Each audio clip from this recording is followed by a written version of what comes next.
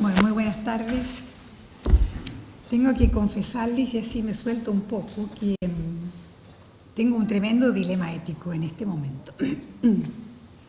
Y es que creo que los voy a aburrir tremendamente con esta presentación.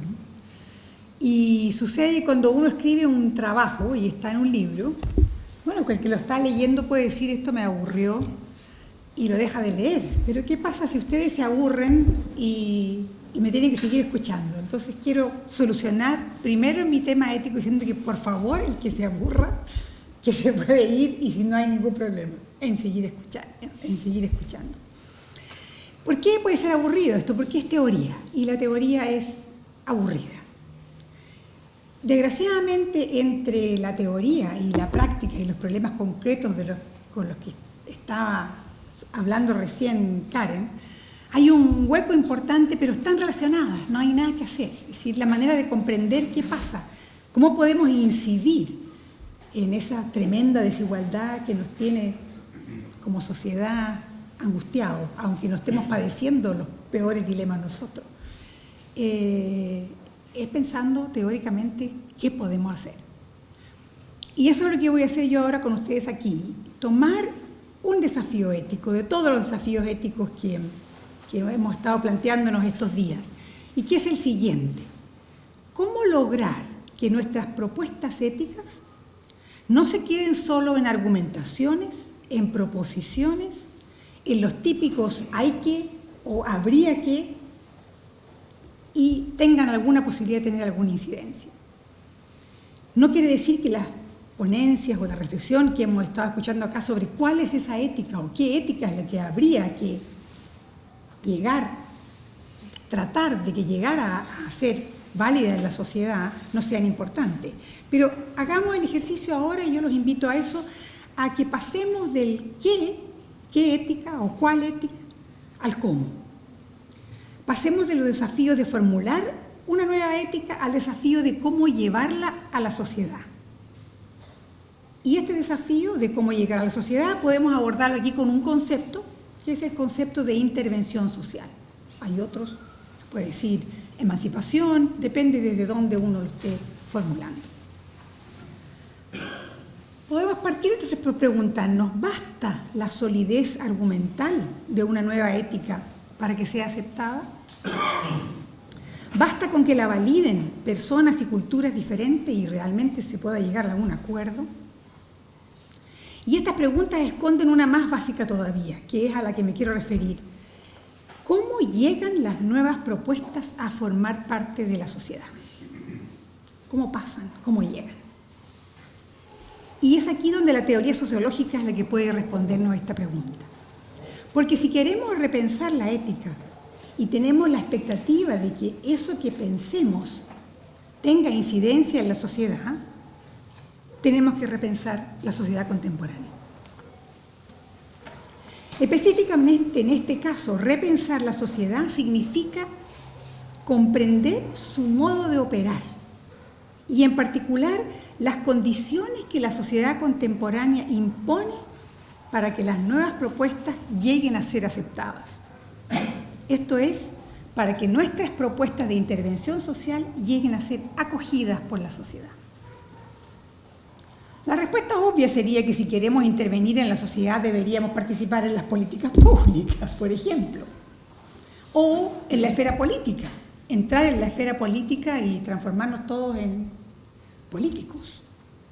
O, por último, en la esfera jurídica, es decir, pensar en participar en cómo se formulan las leyes que llegan a ser parte de la sociedad.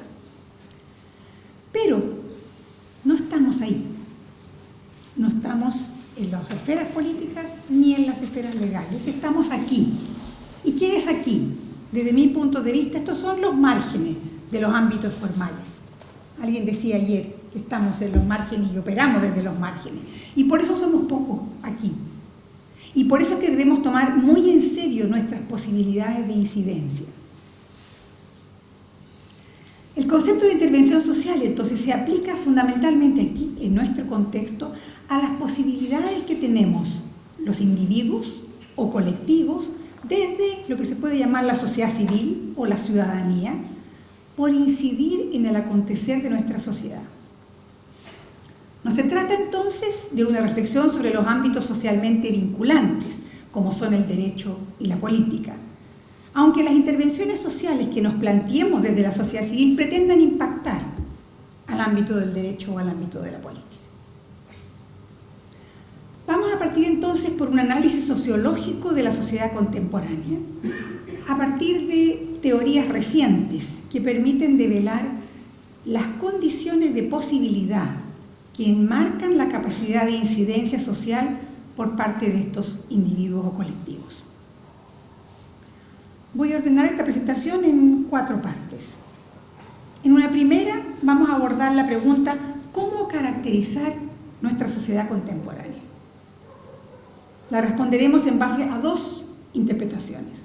Una primera, como sociedad del conocimiento, una caracterización que ha sido adoptada en varias de las ponencias que hemos estado escuchando estos días en este seminario, y una segunda que la caracteriza como una sociedad acéntrica, una sociedad sin cabeza, se podría decir metafóricamente, o policéntrica, como la hidra de Lerna de la mitología griega, que le cortaban una cabeza y le salían más, que es la que ofrece la teoría de sistemas sociales, una teoría que fue formulada el siglo pasado por un sociólogo alemán, Niklas Luhmann, y que ha sido desarrollada en el mundo entero y bastante en América Latina y en particular en Chile.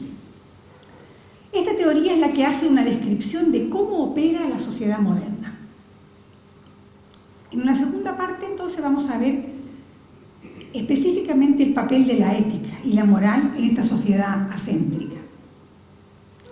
En la tercera parte veremos las posibilidades concretas de intervención social que se desprenden de comprender a esta compleja sociedad moderna como policéntrica o como técnicamente se la llama funcionalmente diferenciada.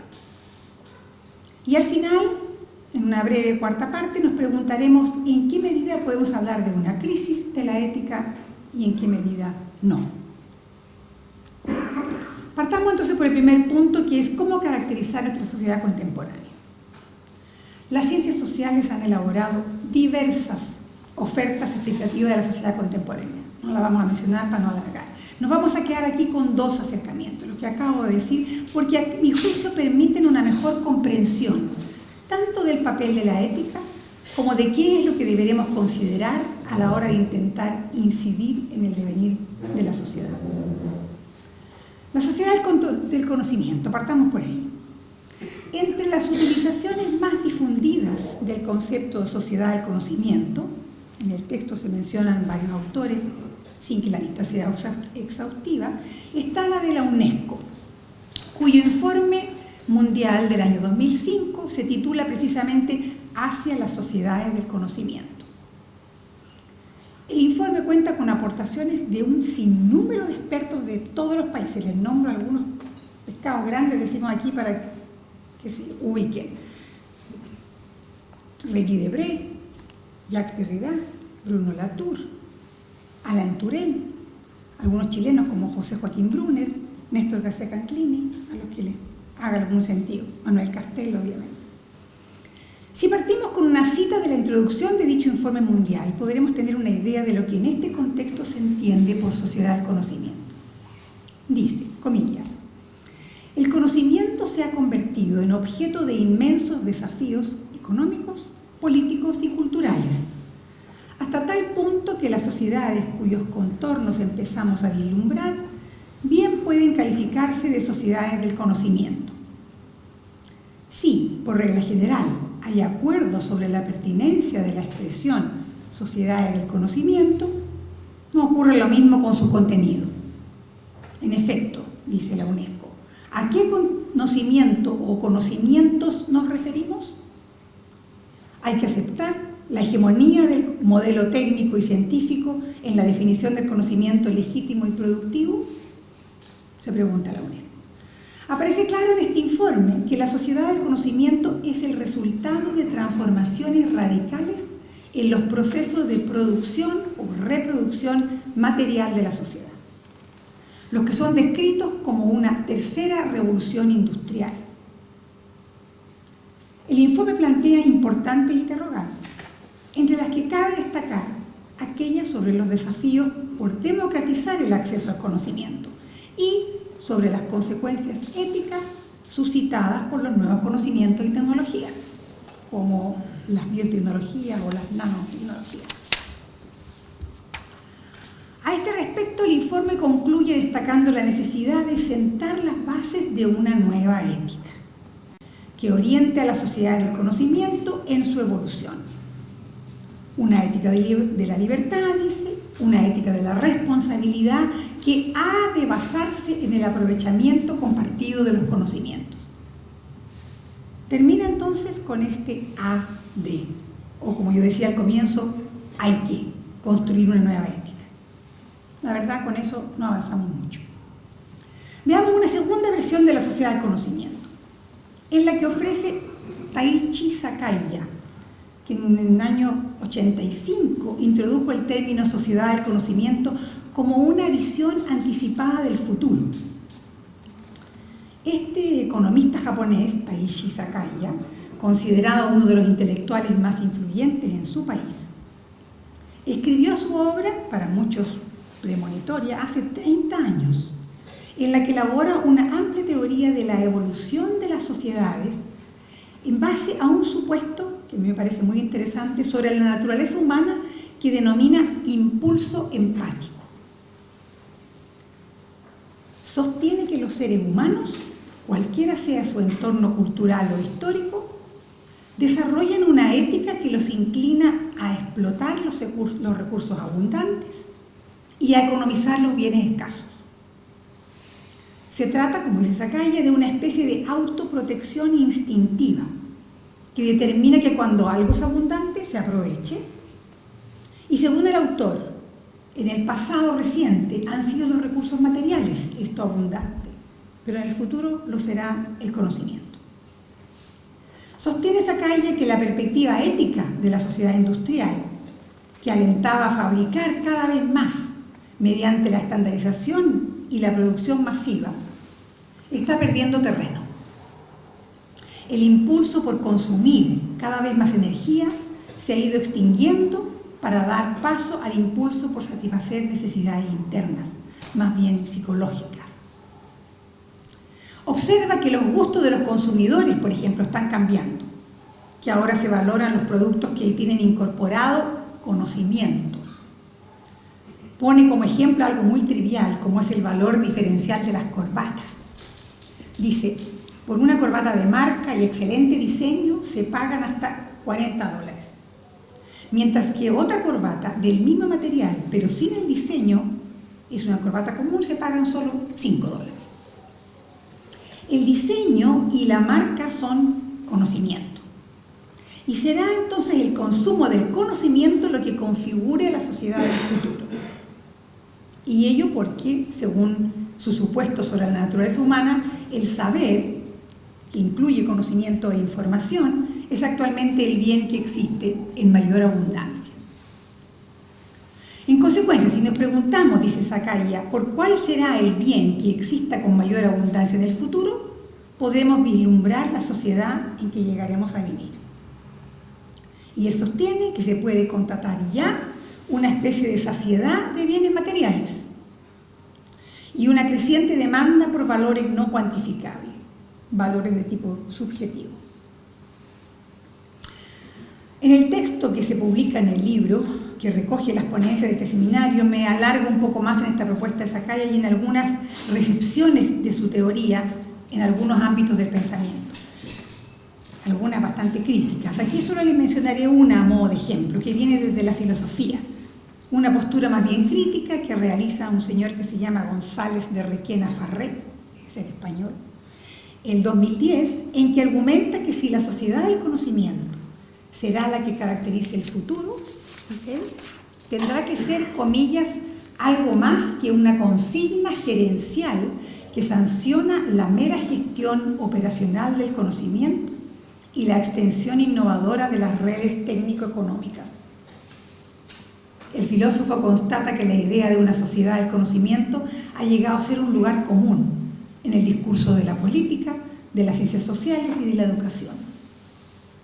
ante lo cual afirma irónicamente, comillas, los más optimistas tal vez saluden la sociedad del conocimiento como la posibilidad del advenimiento de una colectivización de la inteligencia, que acabaría con la apropiación del saber y de las capacidades intelectuales en manos de una élite epistémica.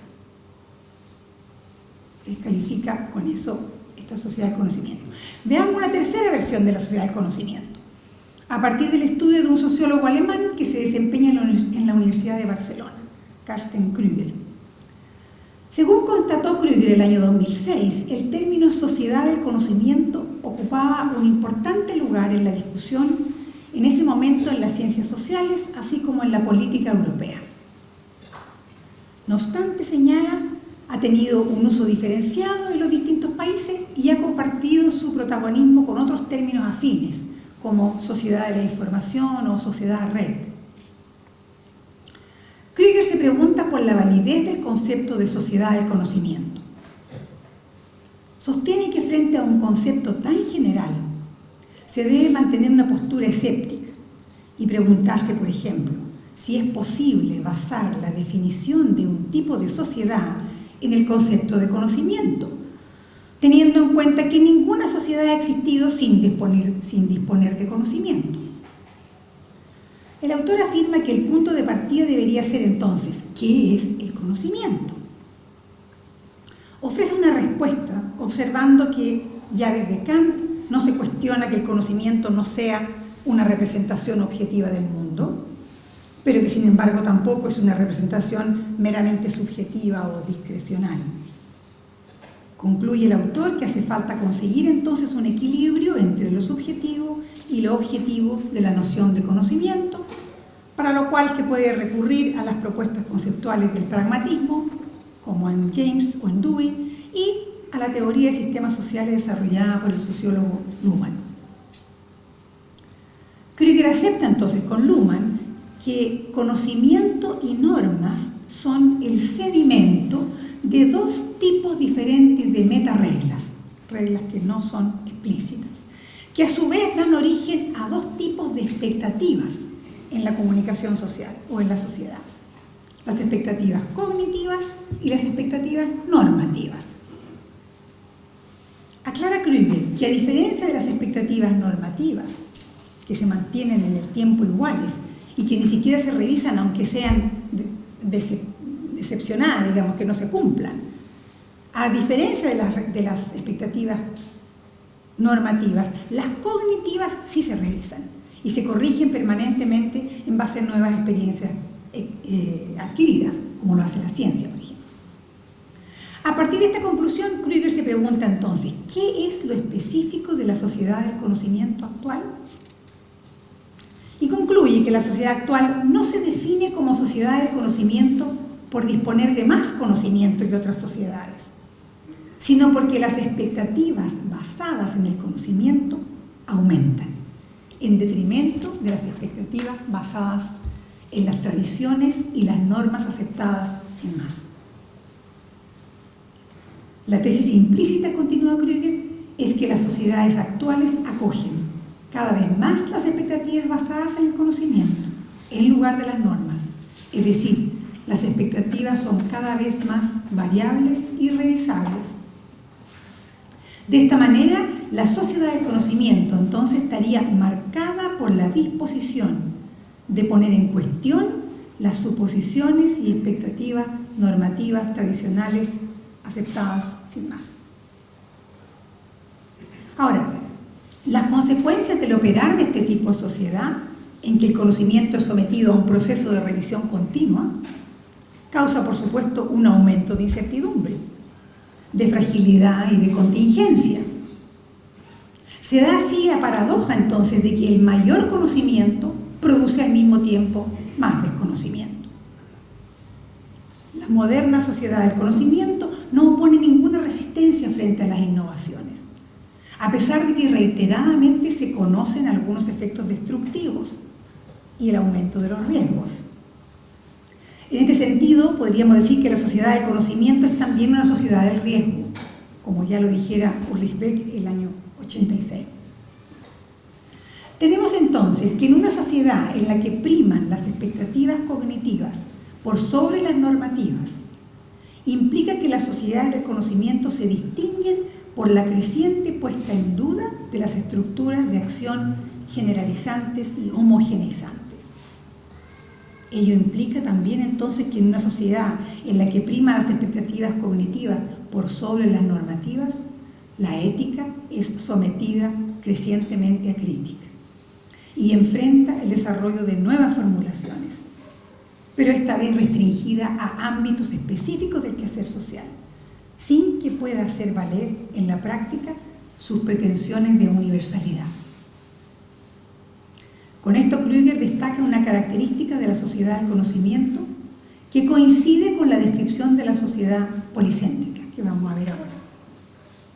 Concluye el autor que en la sociedad del conocimiento no se constituyen unidades sociales e intelectuales homogéneas, sino que se caracteriza por la existencia paralela de diferentes formas de organización y de pensamiento social. Es precisamente esta característica de la sociedad contemporánea la que profundiza con una rigurosidad mayor la teoría de sistemas sociales, como vamos a ver a continuación. Pero para terminar este somero paseo, como se dice aquí en el IFIC, por algunas acepciones de la sociedad del conocimiento, podemos citar a un sociólogo chileno, Aldo Mascareño, que se refiere a la propuesta de una futura sociedad del conocimiento, como lo decía Sakaya, como el nuevo intento de la sociedad por inventarse un porvenir, ante la constatación de que las promesas del pasado para un futuro que ya se ha hecho presente han terminado insatisfechas. Hay que decir que las promesas de la modernidad están todas aún insatisfechas. Bueno, según este sociólogo, tal tipo de sociedad solo podría alcanzarse en sociedades cuyo ordenamiento funcional está estructurado policéntricamente. Veamos qué es esto de la sociedad policéntrica o sociedad sin cabeza. Esta característica de la sociedad contemporánea es la que fundamenta la descripción sociológica propuesta por la teoría de sistemas sociales y que se entiende bajo el concepto de diferenciación funcional. ¿Qué significa eso? Se trata de un tipo de ordenamiento, la diferenciación de la sociedad, que ya no se basa en segmentos como las tribus o los clanes como en las sociedades tradicionales, ni tampoco en estamentos jerárquicos como en la Edad Media, sino en subunidades comunicacionales, entendidas como sistemas cerrados, autopoyéticos, dice Luhmann, ocupando el concepto de los biólogos chilenos Maturana y Varela, que se especializan en abordar problemas sociales específicos, económicos, políticos, religiosos, científicos, educacionales, entre otros, y que se crean en sistemas de comunicaciones que se orientan solamente en términos de esos problemas específicos. Entonces, una característica básica de la sociedad contemporánea es la falta de un centro que unifique y oriente a la sociedad en su conjunto, por lo que se la describe como acéntrica o más específicamente como policéntrica. La teoría de sistemas sociales sostiene que es la primacía de este tipo de diferenciación funcional, que no es una primacía, se siguen manteniendo otras maneras de diferenciación simultáneamente con esta, es lo que le otorga inteligibilidad a la sociedad moderna. Para Luhmann, solo el proceso estructural de la diferenciación funcional tiene el potencial explicativo suficiente sobre el operar de la sociedad moderna. Todas las demás explicaciones se limitan a describir aspectos parciales, el capitalismo, el colonialismo, la secularización, o consecuencias inesperadas de este despliegue ciego de la diferenciación funcional, la sociedad del riego, la modernidad líquida, por nombrar alguna. Todas estas explicaciones tienden a desconocer la emergencia de la sociedad como un ámbito que opera bajo sus propios dinamismos. Sociedad que ya no puede concebirse como un epifenómeno, como el resultado de las motivaciones y acciones discrecionales humanas. Desde el punto de vista teórico, como les anunciaba, esta teoría es compleja, tiene altos niveles de abstracción y no la hacen particularmente fácil de comprender ni tampoco muy atractiva. Costo que yo he pagado porque no he encontrado las explicaciones suficientes en otras teorías sobre cómo opera la sociedad. Debemos reconocer de partida que sus premisas teóricas basadas en un paradigma científico sistémico la han hecho objeto de no poca incomprensión y rechazo. En particular porque la tradición sociológica que ha mantenido unidas la descripción científica por una parte y la orientación normativa de la sociedad al interior de la teoría no le perdonan a Luhmann el atenerse solo a la descripción, abandonando la crítica y el deber ser de una sociedad mejor. O sea, la ética la abandona como una parte de la teoría de explicar la sociedad. Ello, sin embargo, desde mi punto de vista, resulta una clara ventaja teórica a la hora de identificar las potencialidades de la ética y la intervención social, como veremos un poco más adelante. Pero podemos preguntarnos, ¿por qué optar por una teoría que solo se limita a la descripción científica, que abandona la orientación normativa de la sociedad, cuando precisamente lo que nos interesa es la intervención en la sociedad, la que obviamente requiere de la crítica y de un fundamento ético para poder llevarse a cabo? ¿Qué puede aportar a un propósito emancipatorio la teoría de sistemas sociales? Podemos resumirlo diciendo que nos provee de un marco de sensatez sociológica, sin ampararnos en un humanismo incorporado a la teoría, que nos libere del esfuerzo y la responsabilidad de definir nuestras propias motivaciones, nuestros propios fundamentos éticos y nuestras herramientas para intervenir en la sociedad. No lo tiene la teoría y tenemos que hacerlo nosotros. De partida podemos destacar que en la arquitectura teórica sistémica la sociedad ya no puede concebirse, como decía, como consecuencia del consenso entre los seres humanos. Lo social no está constituido a su imagen y semejanza.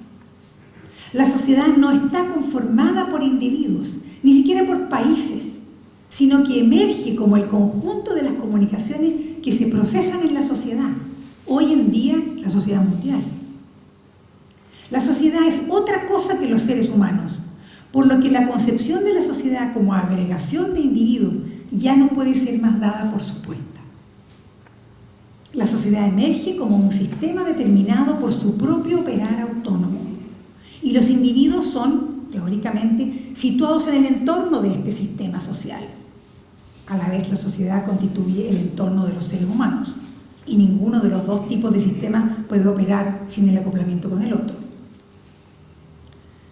Pero las implicancias atribuidas a esta afirmación de que los individuos no conforman la sociedad son tal vez las que producen mayor perplejidad y escándalo en los lectores cuyo pensamiento se enmarca en la tradición humanista de la sociología. Un autor español, por ejemplo, Izurquiza, presenta el pensamiento luhmanniano en un libro sugerente que titula La sociedad sin hombres. A la vez, este autor invita a no dejarse capturar por esta perplejidad y el escándalo de las opciones teóricas luhmannianas. Lo importante para nosotros, más allá de esta polémica, es que la teoría no deja en situación desmedrada al individuo frente a la sociedad, privado de su capacidad de incidencia, sino que por el contrario, le permite observar con mejores herramientas conceptuales las condiciones para proyectar su incidencia en esta compleja sociedad contemporánea. En el texto desarrollo una descripción más acabada de la teoría en la que me hago cargo y refuto algunas de las críticas que le formula otro de los grandes sociólogos contemporáneos, contendor de Luhmann, que es Jürgen Habermas. Entre ellas, el que una sociedad sin cabeza, dice Habermas, le quita derechos a los individuos de incidir en el mejoramiento de la sociedad. Por cierto, es posible reconocer que efectivamente en la teoría sistémica todo queda librado a la contingencia. Pero se puede argumentar que una sociedad sin cabeza y sujeta a la contingencia no necesariamente les quita derechos a las operaciones intencionales de los individuos. Muy por el contrario, las operaciones intencionales de los individuos son parte de aquella contingencia. Y lo que los individuos pierden en centralidad filosófica, lo recuperan desde su operar empírico, en mi modo de ver. Yo argumento que no cabe confundir las opciones teóricas, con definiciones filosóficas sobre qué es un ser humano. La sociología, como cualquier ciencia, se permite dichas reducciones conceptuales en la medida que logra dar mejor cuenta de los fenómenos que intenta describir, tanto como la biología describe procesos orgánicos sin pronunciarse por el sentido de la vida. En síntesis, precisamente por no ser parte de la sociedad, los seres humanos conservan una relativa autonomía. Ello implica dejar en igualdad de condiciones de autonomía relativa tanto al individuo y su capacidad de incidencia sobre la sociedad, como a ésta sobre los individuos. Esto permite sostener que ambos, individuo y sociedad, desde sus respectivas autonomías, aportan por igual al proceso de construcción de lo social, sin que pierdan ni impongan sus respectivas propiedades. El asumir la evidencia de la sociedad policéntrica, entonces, no tiene necesariamente que desincentivar todo intento por incidir en el rumbo de lo que aparece como el ciego despliegue del operar autónomo de los sistemas sociales. Más aún, si bien la teoría de sistemas sociales no contempla indicaciones en el terreno normativo, ¿qué hacer?, ello se compensa con creces con la explicación del operar de la sociedad, y en ello consiste su mayor aporte a la posibilidad de construir estrategias eficaces de intervención social. A la vez, una teoría que no lleva una normatividad incorporada no solo no invalida, sino más bien puede estimular y potenciar la mantención de propósitos y fundamentos éticos en quienes buscamos mayor claridad respecto a las posibilidades concretas y viables de intervenir en la sociedad. Hasta ahí la teoría. Veamos ahora el lugar de la moral y de la ética en la sociedad contemporánea vista desde esta perspectiva. ¿Qué lugar ocupan la moral y la ética en esta sociedad acéntrica, funcionalmente diferenciada? Desde la perspectiva sistémica, el papel de la moral se relaciona con los diferentes tipos históricos de diferenciación de la sociedad. Desde los orígenes prehistóricos de las formaciones sociales, la evolución de la sociedad ha implicado un aumento creciente de la complejidad social, lo que ha obligado a la sociedad a inventar criterios para diferenciarse internamente como mecanismos de reducir esta complejidad. Todo es cada vez más complejo, hay que diferenciarlo en unidades. Cuando se pasa desde las formas de diferenciación tradicionales, como eran las territoriales, por ejemplo, a la moderna, el principio a partir del cual se diferencia la sociedad en subsistemas resulta de la búsqueda de soluciones a problemas determinados, en que cada sistema parcial se especializa en alguno de ellos.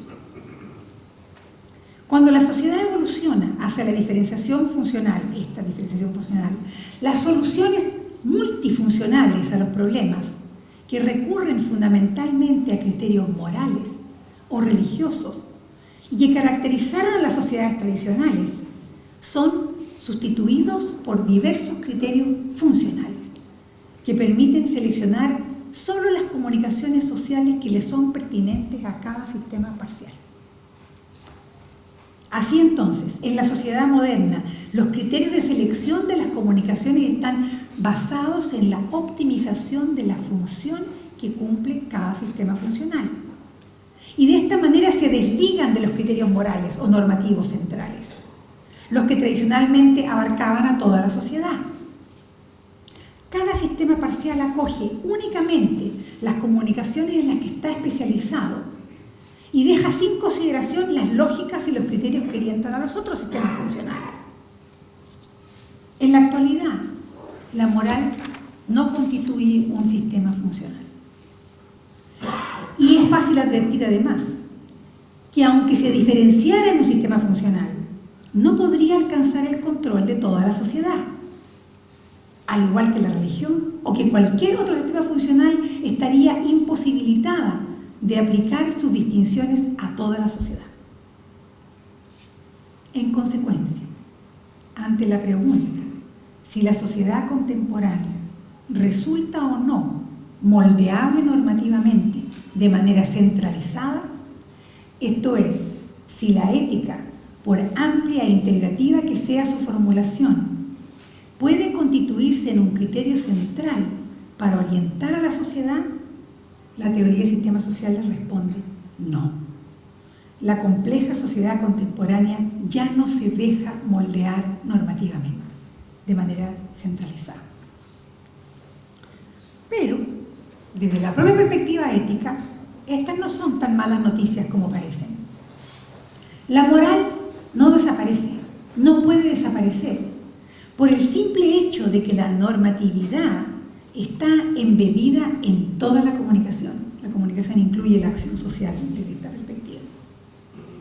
Por ello, entonces, la imposibilidad de orientar normativamente a la sociedad en forma unitaria o centralizada abre, sin embargo, otro espacio de posibilidades para la ética. La moral se muestra en una función distinta del papel central que le otorgaba la tradición en esta sociedad. Si bien dejó de ser el principio que ordena la diferenciación interna de la sociedad, no por ello ha sido vaciada de importancia en cuanto a posibilidades de incidencia social. No se trata entonces de que la moral haya desaparecido de la sociedad. Por el contrario, esta se mantiene como fundamento de la crítica social, precisamente a esta diferenciación funcional. Eso dice Luhmann. Y nosotros agregamos, podemos añadir entonces que si se mantiene como fundamento de la crítica, también se mantiene como fundamento del anhelo y del impulso movilizador de los cambios en la sociedad. O puede ser. La crítica puede transformarse en propuestas positivas y concretas de intervención social. Si adoptamos esta lectura de la sociedad funcionalmente diferenciada o acéntrica, los esfuerzos por intervenir en ella, bajo imperativos ético-morales, ni siquiera resultan desalentados, sino que simplemente deben estar alerta ante los obstáculos que deben enfrentar. La descripción sistémica de la sociedad contemporánea no tiene por qué, entonces, debilitar las capacidades individuales y colectivas de intentar incidir en la vida social, sino por el contrario, puede reforzar dichas capacidades al indicar las condiciones para que los intentos de intervención puedan llevarse a cabo, puesto que su éxito ciertamente no está garantizado de antemano. Pasamos al tercer tema. ¿Cómo podría ser entonces una intervención social en esta sociedad sin cabeza? ¿Cómo? ¿Cómo lograr que la sociedad incorpore nuestras intervenciones, ya sean críticas o propositivas? Hasta aquí he argumentado que conocer el tipo de sociedad en que vivimos resulta fundamental a la hora de planificar nuestras intervenciones. Veremos ahora las exigencias específicas que dicha sociedad nos impone. Por cierto, en una sociedad acéntrica o policéntrica, cuyos sistemas diferenciados operan bajo lógicas propias, no bastan ni la lucidez o la calidad de nuestras ideas, ni el arrojo que nos movilice. Requerimos de una buena dosis de sensatez, incluso de pragmatismo, para definir nuestra estrategia de intervención social, asumiendo la evidencia de este ciego despliegue del operar autónomo de los sistemas sociales. En términos operativos, la evolución de la comunicación social se produce por tres mecanismos: la variación de comunicaciones, la selección de comunicaciones y la restabilización de comunicaciones. No vamos a entrar en detalle, solo vamos a decir que el mecanismo de la variación es el que introduce una diferencia respecto de lo que se procesaba hasta ese momento del sistema. Esto es, el sistema reacciona ante las irritaciones que provienen de su entorno. En los sistemas sociales se trata de una comunicación inesperada o nueva. Y son solo los individuos situados en el entorno de la sociedad los que pueden introducir variaciones en la comunicación.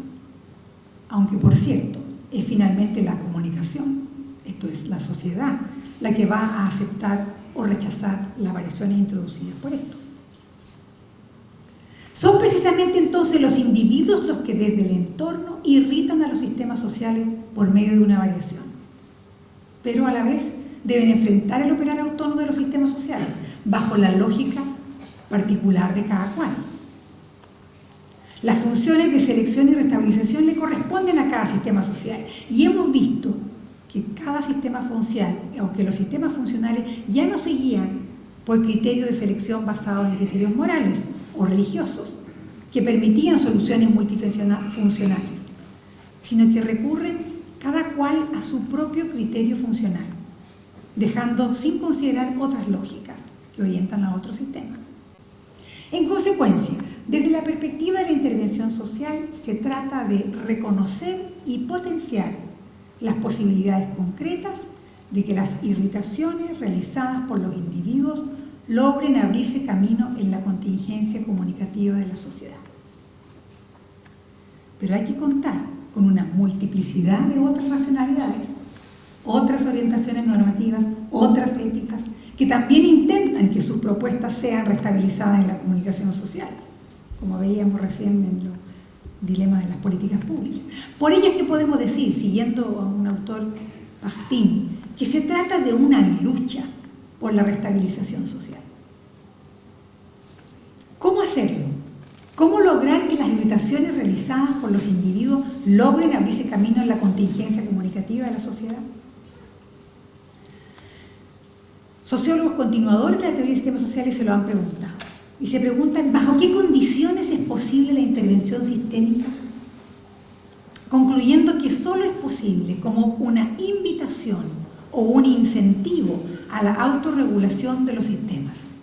Y estos son tanto sociales como psíquicos. Los seres humanos están definidos en la teoría como sistemas psíquicos. Ello porque los sistemas son autónomos, operativamente clausurados en su operar, pero están abiertos a las irritaciones que provienen de su entorno, siempre y cuando éstas puedan ser procesadas en base a las propias distinciones del sistema, a su propia lógica. Esto es, sometidas al tipo particular de comunicaciones que admite cada sistema. El sistema económico solo admite comunicaciones económicas, y así todo lo demás. Así, la intervención externa no puede interferir las operaciones del sistema, por lo que el sistema que intenta intervenir debe ingeniársela para que dicha intervención externa sea procesada voluntariamente por el sistema que es objeto de ello, que le haga sentido aquello que queremos con lo que estamos irritando. Para lograrlo, la única estrategia posible consiste en irritar al sistema e intervenir con ofertas comunicativas que le hagan sentido, esto es, expresadas en la propia lógica del sistema. Se trata así de provocar una autotransformación del sistema a intervenir, la que solo es posible si al sistema le parece que la información ofrecida es válida. Es entonces el propio sistema objeto de la intervención el que debe reconocer la conveniencia de adoptar la distinción ofrecida y comenzar a operar en el sentido propuesto por el sistema interventor. En consecuencia, para que la intervención tenga éxito, es necesario que el interventor conozca las especificidades del sistema que desea intervenir. Requiere conocer su lógica operativa, esto es, las distinciones claves del sistema a intervenir. Y en lo posible, adelantar las reacciones que el intervenido tendrá en relación a las propuestas que le ofrece. En otras palabras, el sistema interventor debe lograr traducir las distinciones que propone al lenguaje del sistema intervenido. De este modo, el interventor opera como facilitador de una autotransformación llevada a cabo por el propio sistema a intervenir. Solo puede proveer información útil para orientar el cambio que debe ser percibido como válido por el sistema intervenido. Esto que parece complicado en esta descripción en el lenguaje científico está bastante más cerca del sentido común, como vamos a ver ahora. Podemos decir aquí que esta lógica de intervención social sistémica no solo es aplicable a la intervención a nivel de los sistemas funcionales de la sociedad, sino en todos los niveles de nuestra vida social, en las organizaciones en las que trabajamos y en nuestras más cercanas interacciones con las amistades, con la pareja, con los hijos y muy en particular en las relaciones educativas, ya se trate de niños o de adultos. Si aceptamos que los sistemas psíquicos también operan autopoieticamente, o sea, son cerrados, por lo que la intervención externa no puede interferir en las operaciones del sistema, sino solo producir irritaciones desde el entorno. En consecuencia, en estos tipos de relaciones también se trata de provocar una autotransformación del sistema a intervenir, la que solo es posible si al sistema le parece que la información ofrecida le hace sentido. Si no le hace sentido, no la va a aceptar.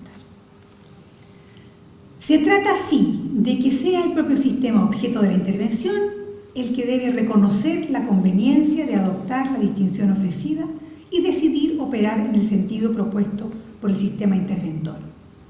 Ello implica, como ya hemos dicho, que el sistema que intenta intervenir, sea el padre, el profesor, la pareja, el colega, el amigo, debe ingeniárselas para que dicha intervención externa sea procesada voluntariamente por el sistema que es objeto de ella.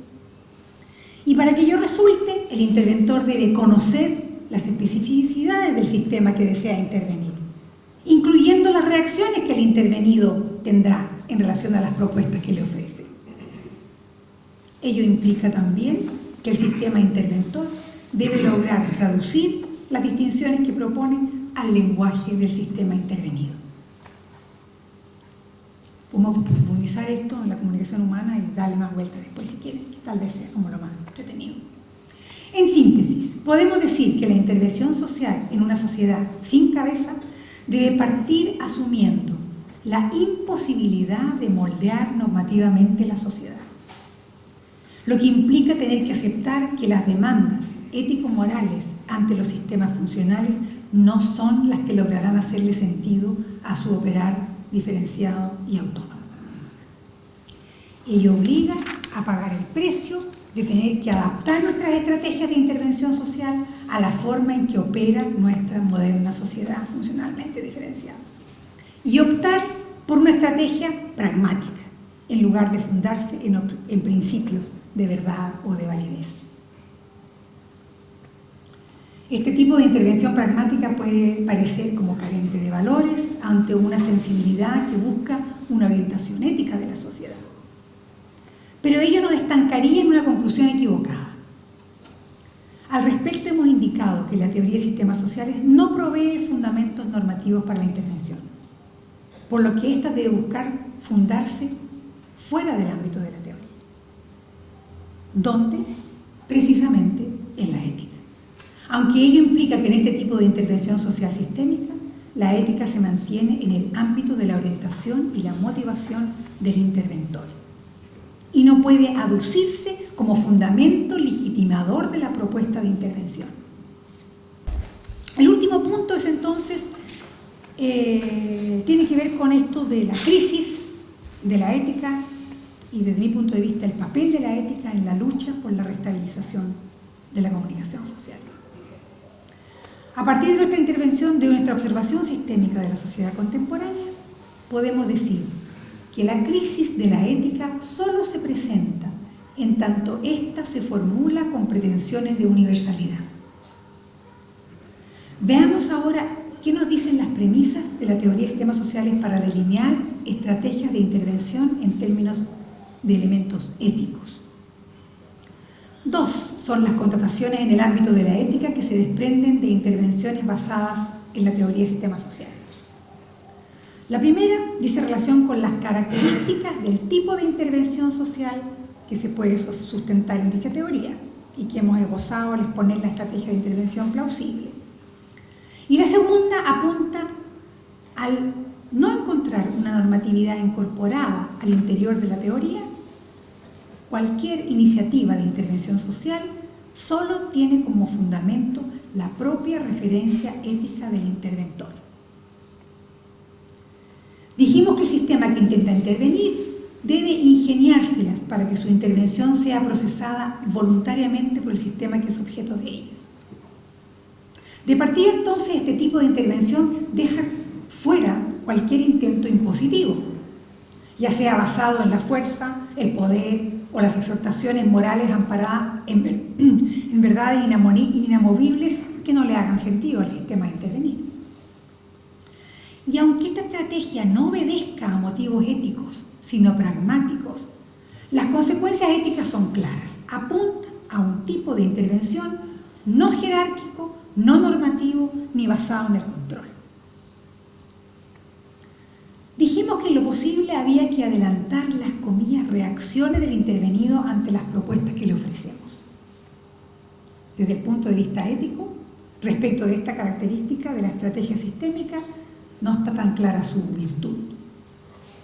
Se puede intentar conocer y adelantar las reacciones del sistema a intervenir con fines benéficos, pero también con fines dañinos. Lo mismo se puede decir de la característica de que el sistema interventor logre traducir su oferta al lenguaje del sistema intervenido. Igual la ambivalencia ética muestra la característica aparentemente positiva o más bien inofensiva respecto de que el interventor solo opera como facilitador de una autotransformación, de que solo provee información útil para orientar el cambio que debe ser percibido como válido por el sistema intervenido. Esta característica podría destacarse como respeto a la autonomía del sistema intervenido, pero también puede observarse como una manipulación, más o menos perversa, por parte del interventor, como nos dejan claro hoy día el lobby, la publicidad y diversas estrategias de marketing.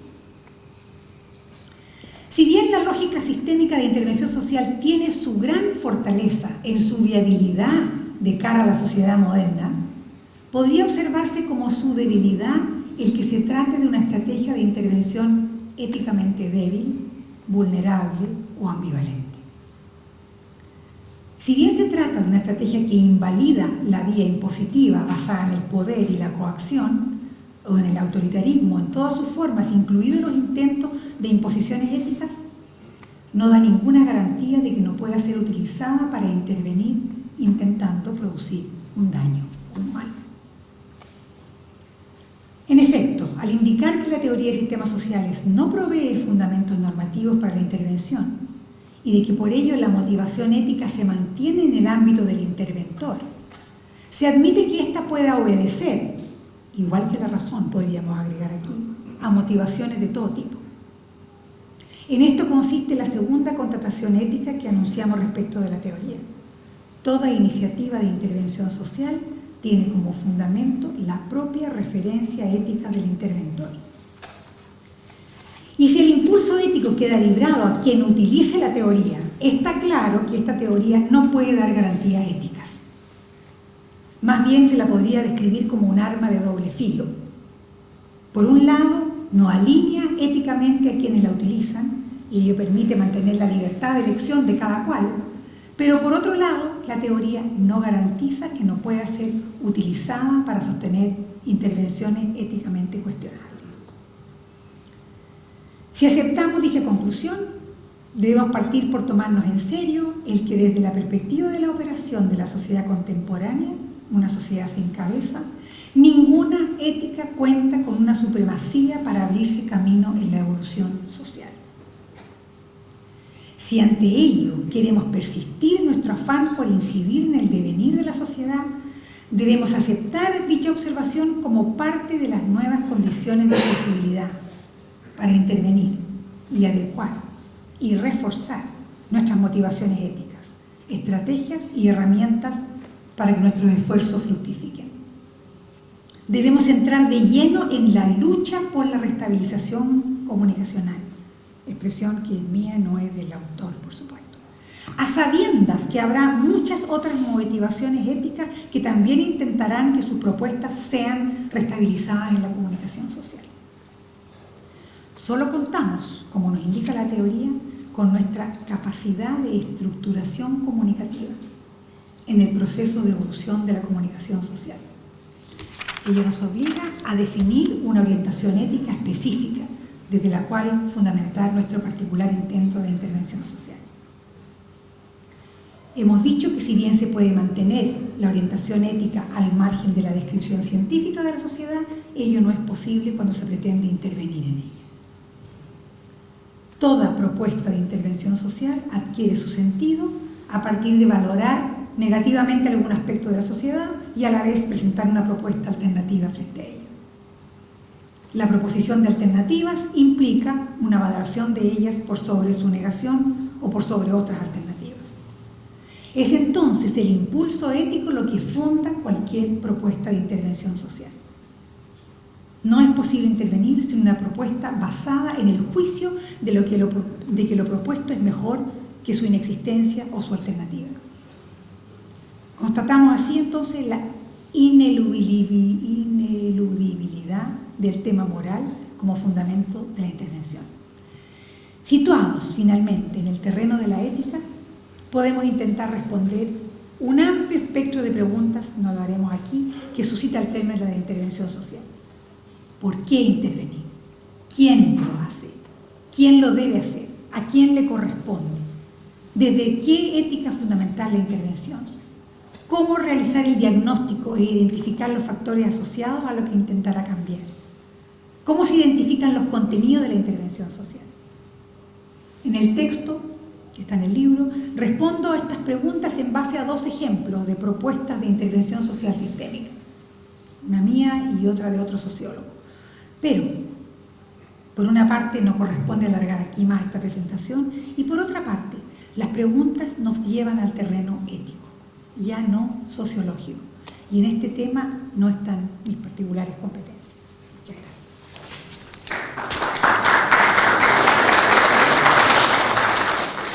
Yo le quería hacer una consulta sobre la construcción del concepto de la teoría del sistema o las consecuencias que eso tiene para la conceptualización de la ética. Y me refiero a lo siguiente. En la ciencia experimental, básicamente, no todas las ciencias naturales son experimentales, la cosmología no es experimental. En las ciencias experimentales es muy importante la formación de conceptos técnicos. O sea, con agua, con la palabra agua, con el concepto agua, hacemos muchas cosas en la vida cotidiana y es muy útil saber si usted lo que está tomando agua o no, por ejemplo. Pero en la química es inútil. Y ahí hay que reducirla, esa palabra. Tenemos que usar, por ejemplo, moléculas de hidrógeno y oxígeno y una serie de conceptos, muchos que son necesarios para darle sentido a esa forma. Y el lenguaje moral se fabrica en la vida cotidiana con esos conceptos humanistas que Luhmann quiere eliminar de la teoría sociológica. Nosotros decimos que hay una gente que hace algo, que se levanta para salir, que tiene una intención, quizás quiere ir al baño, quizás quiere hacer esto, quizás quiere hacer lo otro. Y esa acción tiene consecuencias, o sea, las palabras o los conceptos, agente, acción, consecuencias de la acción son esenciales en la vida cotidiana. No podemos vivir sin esos conceptos, que serían nuestra vida familiar, de pareja y todo, es posible.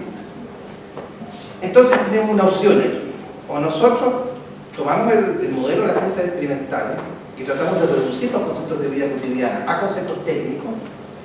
Y entonces tenemos lo que Boltanski, que trabajó años con Bourdieu, llama el paradigma del desenmascaramiento.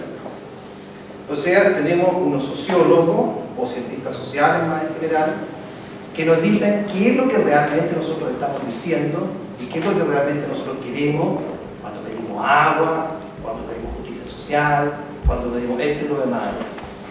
Y además, en el caso particular de Luhmann, como nosotros somos entornos de los sistemas, que son los que verdaderamente funcionan, entonces nuestra injerencia, como bueno, usted la tratamos de hablar un poco, que queda muy marginalizada, muy pobre, muy débil, etcétera, etcétera, etcétera, etcétera. No hay un concepto humanista porque nunca hay un ser humano que es el núcleo de ideas, creencias. No hay COVID. Yo pienso, yo deseo, yo quiero, yo recuerdo, etcétera. Y hay una unidad de todo eso, a la cual eso queda desacreditado de las ciencias sociales.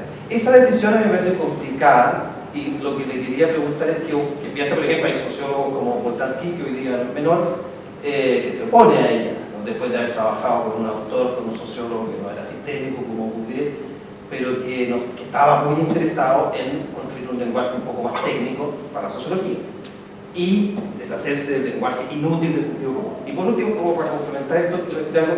Cuando Kant reflexionó sobre moral, una de las cuestiones centrales fue decir: no hay dialéctica de la razón práctica. Y sí hay dialéctica de la razón teórica. ¿Qué quería decir con eso? Quería decir, más o menos, creo yo, esto, que en el mundo de las ciencias experimentales, básicamente, hay que dejar de lado el sentido común. Porque el sentido común puede llevar gente a la hoguera cuando hablamos de ciencia experimental. Por ejemplo, el sentido común, como se basa en cosas como la percepción, afirma que el Sol se mueve alrededor de la Tierra, porque eso es lo que vemos. Sin embargo, es falso. Entonces, en ese terreno, el sentido común es peligroso. En el terreno de las ciencias experimentales, y muchos científicos han tenido que pagar con sus vidas ese peligro, casi, o con encierro, o con otras cosas. Pero la cuestión es si no es peligroso en el mundo de acción, o sea, el mundo de la ciencia social, que es lo que estudia la ciencia social no son eventos, sino acciones. Eso de partida habría que ver si se acepta o no. Si en el mundo de la acción lo peligroso no es el concepto técnico y la eliminación de los conceptos de sentido común. Cuando Kant decía en nuestro término que no hay dialéctica de razón práctica, lo que quería decir, en lo moral no tenemos nada que aprender, porque en realidad solo podemos usar y debemos los conceptos de sentido común. Por lo tanto, nuestra tarea consiste en analizarlo lo mejor posible, y la tarea entonces es hermenéutica.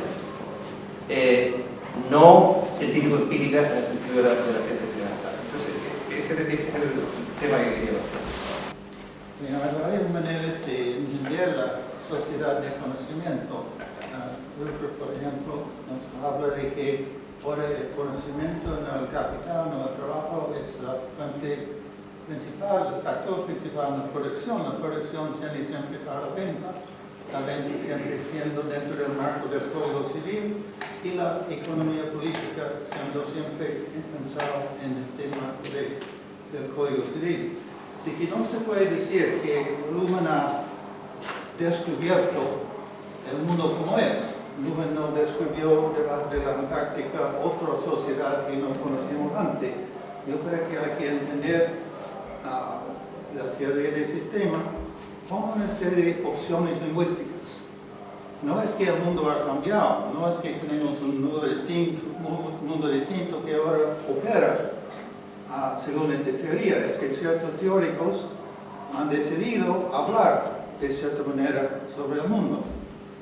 Yo soy partidario de otra manera de hablar sobre el mundo, un paradigma ético, que parte de la base que las ciencias sociales son ciencias de la sociedad. La sociedad está compuesta por normas.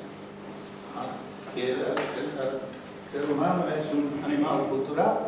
La cultura tiene normas, las normas organizan la vida. Entonces estamos un poco frente a la pregunta, bueno, tenemos una serie de opciones lingüísticas. ¿Cómo vamos a decidir cuál opción lingüística es preferible? Muy brevemente, yo sé que tengo poco tiempo, voy a sugerir 3 razones por las cuales un paradigma ético es mejor que un paradigma sistémico con criterios para decidir. Primero, las opciones lingüísticas en la ciencia deben prestarse a determinar relaciones de causa y efecto. Nosotros podemos plantear y podemos entender las causas en las ciencias económicas a partir de su marco jurídico, que es a partir de sus normas, tratando normas como causas. Segundo, otro criterio es que es conveniente unificar las ciencias teóricas con las ciencias prácticas. Si en todas las universidades del mundo casi hay más alumnos en ciencias sociales que en ciencias naturales o humanidades. ¿Por qué? Es porque se considera en ciencias sociales la escuela de Derecho, la escuela de Contabilidad, otras prácticas. En estas prácticas, lo que se aprende son reglas, normas, por lo menos en la escuela de Derecho, donde me eduqué yo, y en la contabilidad también. Entonces, si partimos de la base teórica, que el ser humano es un ser ético, si se comporta según reglas, si estamos un poco más tradicionales, como Max Weber como Emil Durkheim, tratando normas o, como dice Weber, las Gemeinhandlung, las expectativas compartidas como base teóricas para la parte teórica de la sociología, vamos a estar más sintonizados con la aplicación práctica de las ciencias sociales en escuelas como derecho y contabilidad. Y tercero, la ciencia social debe tener raíces en las ciencias naturales. Puedo pensar la cultura en el contexto de la ecología. Y aquí sugiero el pensamiento de John Dewey, el gran pragmatista.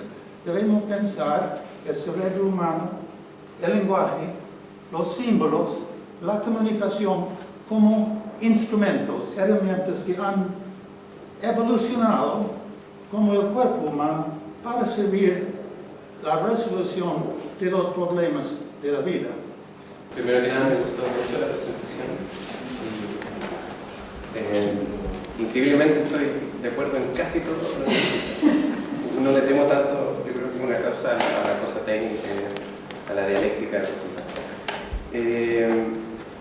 Pero yo quería pasar al paso más concreto, que tiene que ver con que tú hiciste mucho hincapié en la restabilización. Según esta teoría, ¿cierto? Había una variación de la sociedad, una selección y una restabilización. Y me da la impresión que para la parte práctica de cómo hacerlo de verdad, me da la impresión que los tres elementos serían igualmente claves, si no, tal vez más clave el primero, que la de la variación. Y pienso yo que para variar, cuando uno dice, pongamos así, ¿cómo hace uno? Si es que yo, Pablo, quiero hacer una intervención social, yo quisiera, por decir un ejemplo que se me ocurre rápido, quiero hacer un grupo en Facebook, con una idea que yo tengo para cambiar el sistema económico, político, cualquiera.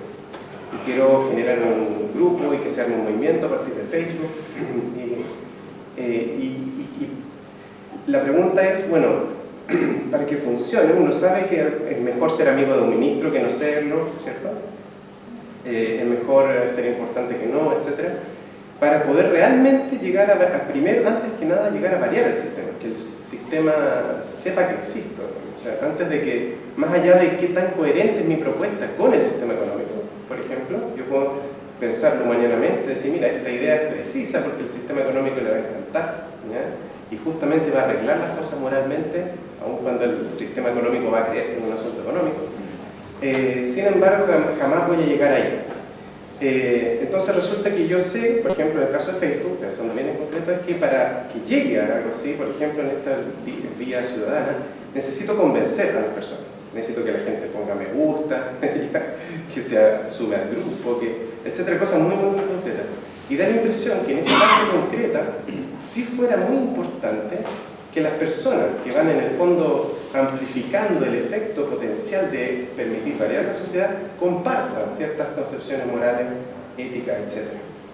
Entonces me da la impresión que un elemento clave para prácticamente lograr cambiar la sociedad desde esta perspectiva es no solamente contemplar la lógica de los sistemas sociales, sino justamente contemplar la lógica de esta parte del entorno, según esta teoría, que es la psicología de las personas, que es la moral de las personas, etcétera, etcétera, etcétera. No, como comentario, me pasa un poco que siento que a lo mejor esa cabeza, desde este mismo paradigma, esa cabeza ética sí puede estar, pero es una cabeza ética que es más bien como un acto de fe. Mira, voy a tratar de explicarlo, porque pasa que si un sistema, cada sistema se produce a sí mismo y cada sistema le hace sentido las cosas de acuerdo a sí mismo, como los seres humanos funcionamos así. Pero también eso hace que si hay algo que yo le transmito al otro, que le hace sentido al otro desde el otro y así mismo todo, eso también produce a su vez un gran sistema. O sea, finalmente los sistemas están interactuando de tal forma que se arma, emerge otro suprasistema que finalmente a lo mejor no es lo que yo partí queriendo, pero sí hubo ese algo de transmisión de información que le hizo sentido a cada gente y que hizo que emergiera un gran sistema que a lo mejor es como mi transmisión le hizo efecto a este, que este después le transmitió otra cosa a este, que lo significó de tal forma, y finalmente yo creo que sí es una cabeza ética, pero es una cabeza ética hecha entre todos los sistemas. O sea, es una nueva emergencia que a lo mejor no es, digamos, como antaño, ¿no es cierto?, mi información tal cual tenía que, sino que es un sentido, pero es un sentido que finalmente emergió de la interacción de cada subsistema que hizo que emergiera un nuevo sistema, digamos. Un ejemplo súper claro de eso es, bueno, creo yo, la democracia. La democracia es un poco eso, porque a cada uno le dará sentido el avance de la sociedad de acuerdo a su historia de vida, a sus propios valores, qué sé yo, pero cuando a lo mejor todos tenemos un fin, apuntamos a lo que cada uno cree que es lo mismo y a lo mejor no nos damos cuenta porque estamos metidos en el sistema, pero si viéramos el sistema desde arriba nos daríamos cuenta que hemos avanzado en algo. Estoy hablando muy en abstracto, no me refiero a ningún país ni sociedad, pero en el fondo a lo mejor sí hay una cosa arriba, pero uno no la ve, como uno no puede ver la curvatura de la Tierra si es que no es viéndola desde arriba, digamos. Pero uno también, estos subsistemas también hacen que emerja algo, que puede ser algo bueno o algo malo. Y entonces a eso me refiero con que a lo mejor sí hay una cabeza ética, pero esa cabeza ética es la emergencia de todas las éticas anteriores, digamos. Que como es una emergencia tampoco sabemos cuál va a ser, pero sí puede haber un algo que hizo que cada uno transmitiera al otro, que también desde esta misma teoría cobraría sentido pensarlo, digamos, no es que no haya algo, sino que... Desde esta teoría de sistema, ¿cómo se explica el hecho de que hayan ocurrido en la historia revoluciones que cambian un sistema por otro? ¿Cómo se explica desde esta teoría que haya habido civilizaciones que colapsan, que se apagan, y otras que nacen no desde el sistema anterior, sino desde nuevos fundamentos teóricos, económicos, políticos, etc.? Solamente esa pregunta. Si es que hay capacidad de explicarlo, porque es muy interesante. Si se puede explicar desde esta teoría la existencia de cambios del sistema y de revoluciones y de nuevas civilizaciones que surgen, sería interesante saber cómo se podrían actuar para que estas cosas ocurran.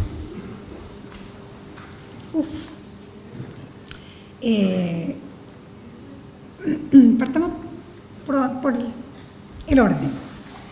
Mauricio, ¿cómo se construyen, cómo se eligen los conceptos al armar una teoría sociológica? Las ventajas que tienen las ciencias experimentales, como tú las dices, son tan grandes tan simples como esa. Es decir, no le llamo a esto agua porque tengo que definir qué es lo que es, y los ejemplos que tú diste. Desgraciadamente, las ciencias sociales, el campo de lo que se estudia es el sentido común. Entonces, es muy difícil hacer la separación, o sea, muy a contrapelo, muy contraintuitivo decir, no somos sujetos, no somos personas, sino que somos sistemas psíquicos acoplados a sistemas. O sea, es como loco, ¿no es cierto? Pero no es más loco que decir que esto no es agua, sino que es H2O, ¿no es cierto?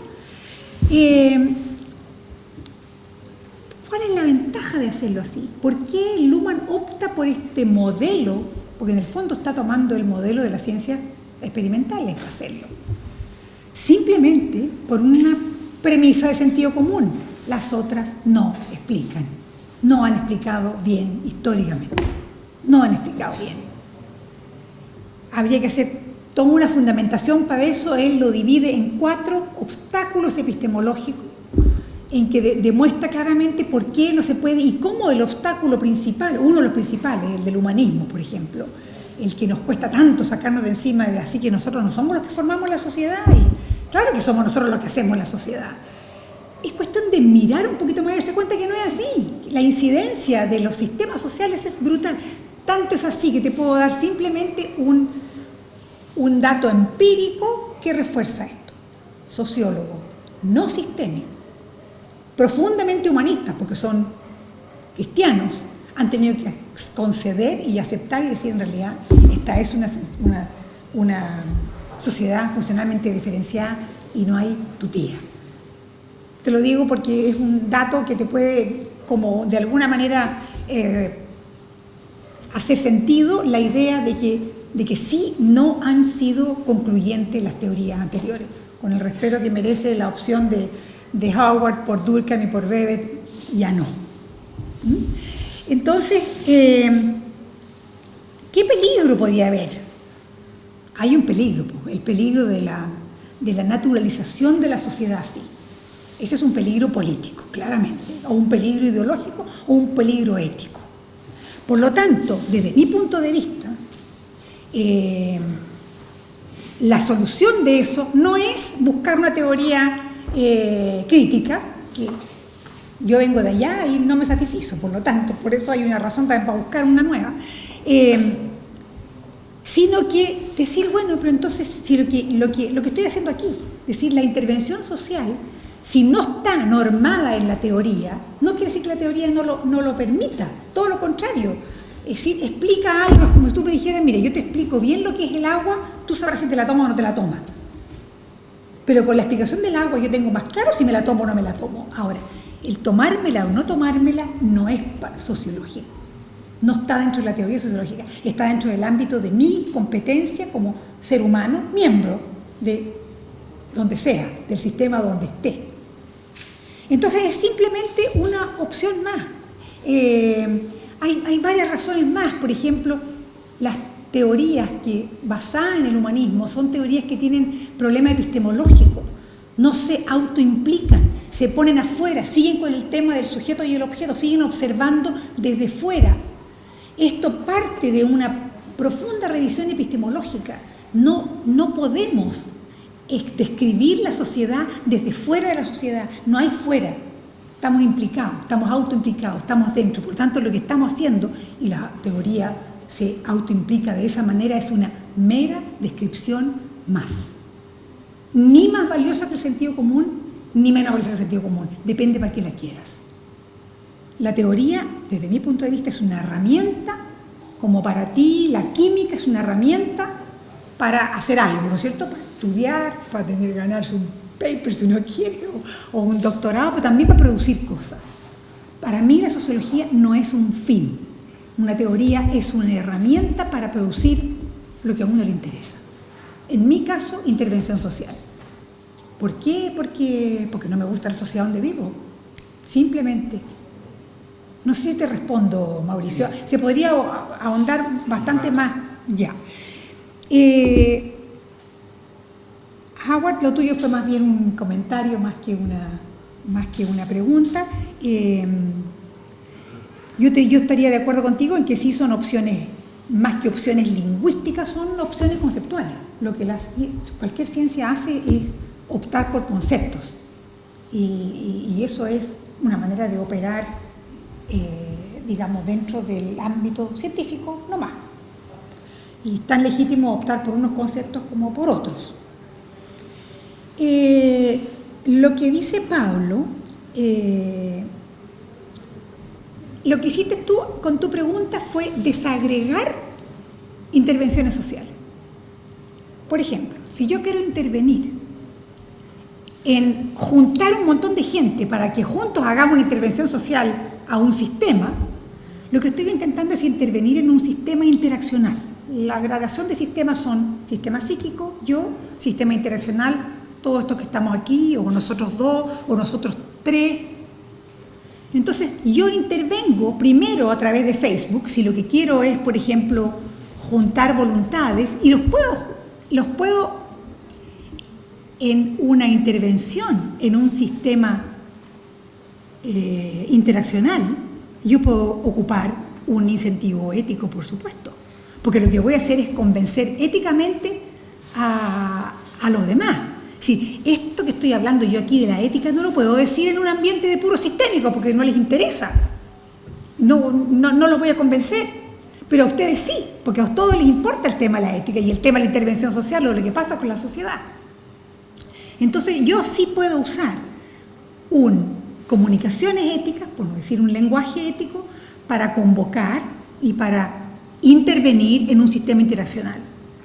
Y con ese sistema interaccional formado, yo puedo decir, bueno, si queremos intervenir en el sistema económico, por ejemplo, no nos van a servir nuestras motivaciones éticas, traduzcámoslas.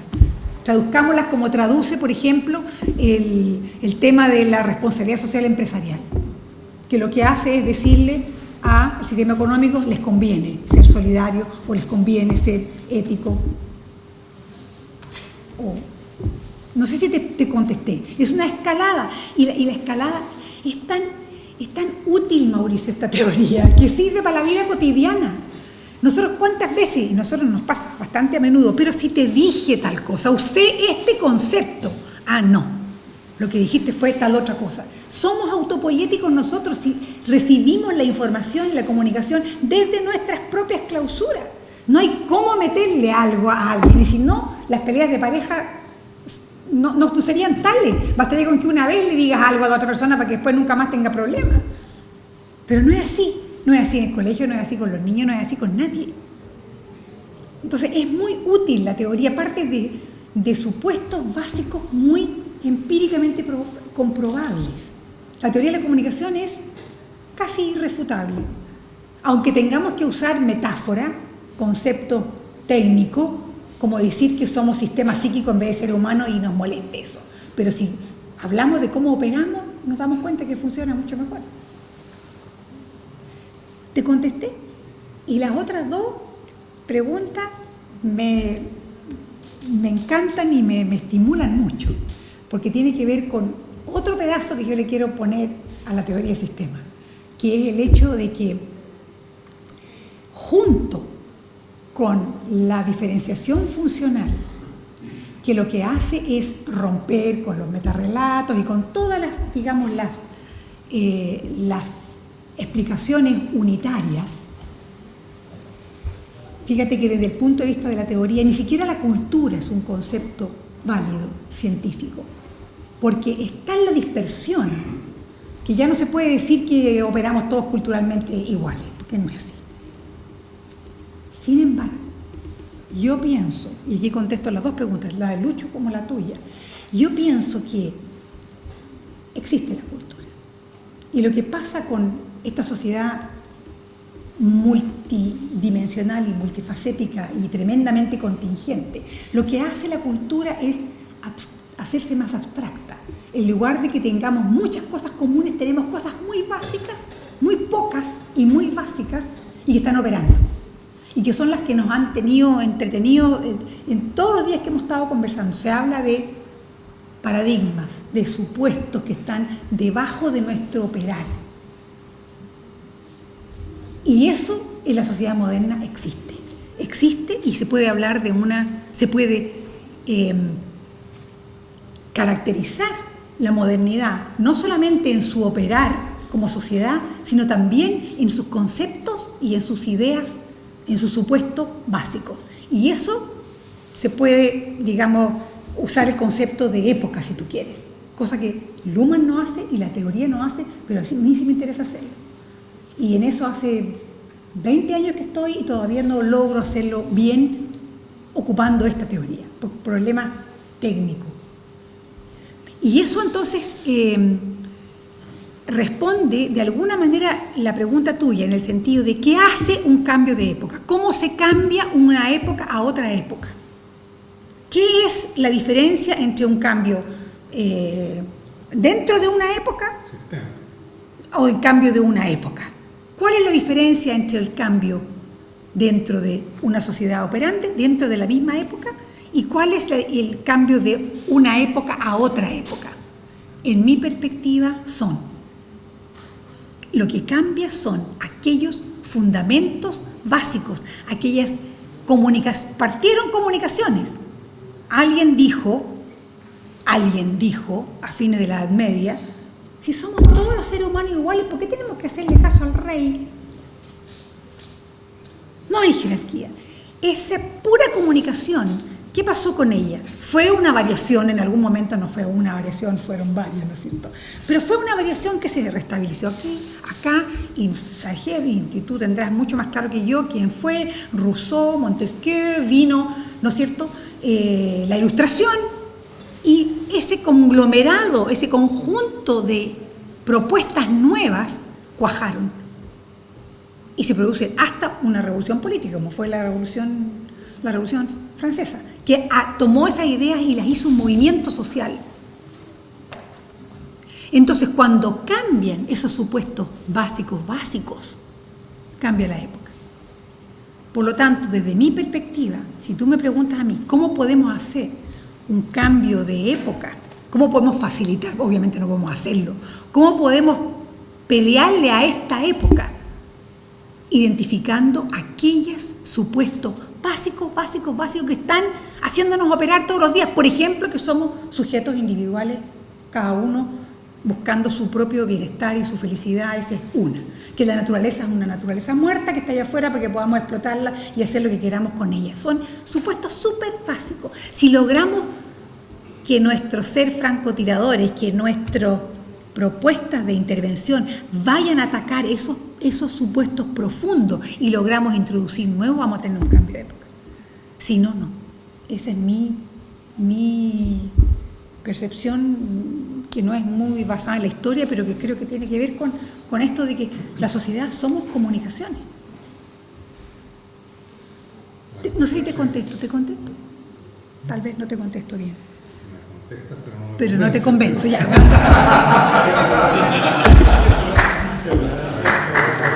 voy a tener que convencer.